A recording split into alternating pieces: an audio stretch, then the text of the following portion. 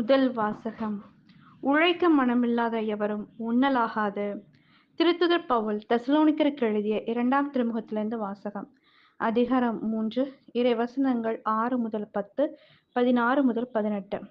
அன்பர்களே, எங்களிடமிருந்து நீங்கள் பெற்றுக்கொண்ட முறைமையின்படி ஒழுகாமல் சோம்பித் திரியும் எல்லா சகோதர சகோதரிகளிடமிருந்து விலகி நில்லுங்கள் என நம் ஆண்டவர் இயேசு கிறிஸ்துவின் பெயரால் நாங்கள் உங்களுக்கு கட்டளையிடுகிறோம்.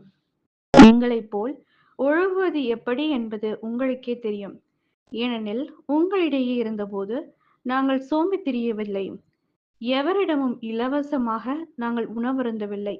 மாறாக உங்களுள் எவருக்கும் சுமையாய் இராதபடி ராப்பகலாய் பாடுபட்டு உழைத்தோம்.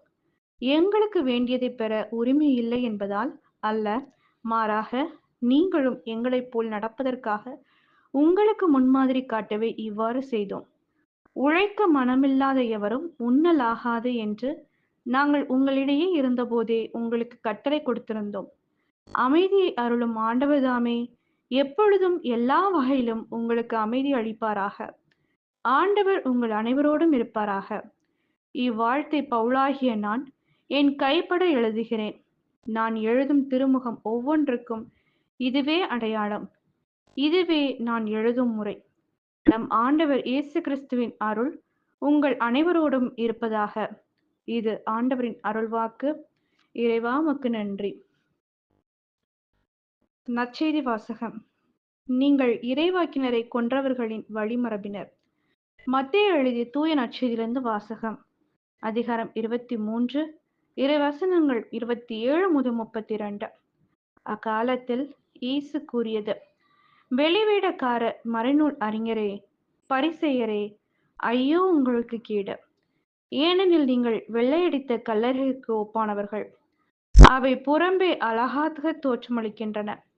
அவற்றின் உள்ளேயோ இறந்தவர்களின் எலும்புகளும் எல்லா வகையான அழுக்குகளும் நிறைந்திருக்கின்றன. அவ்வாறே நீங்களும் வெளியே மக்களுக்கு நேர்மையாளராய் தோற்றமளிக்கின்றீர்கள். ஆனால் உள்ளேயோ போலித்தனமும் நெறிகேடும் நிறைந்தவர்களாயிருக்கிறீர்கள். வெளிவேடக்கார மறைநூல் அறிஞரே, பரிசேயரே, ஐயோ உங்களுக்கு கேடு! ஏனெனில் நீங்கள் இறைவாக்கினர்களின் கல்லறைகளை கட்டுகிறீர்கள், நேர்மையாளரின் நினைவு சின்னங்களை அழகுபடுத்துகிறீர்கள். எங்கள் மூதாதையர் காலத்தில் நாங்கள் இருந்திருந்தால் இறைவாக்கினர்களின் கொலைக்கு உடந்தையாக இருந்திருக்க மாட்டோம் என்கிறீர்கள். இவ்வாறு நீங்கள் இறைவாக்கினரை கொன்றவர்களின் வழிமரபினர் என்பதற்கு நீங்களே சாட்சிகள். உங்கள் மூதாதையர் செய்த கொடுமையின் அளவுக்கு நீங்களும் செய்து முடியுங்கள். இது கிறிஸ்துவின் நற்செய்தி. கிறிஸ்துவே உமக்கு புகழ்.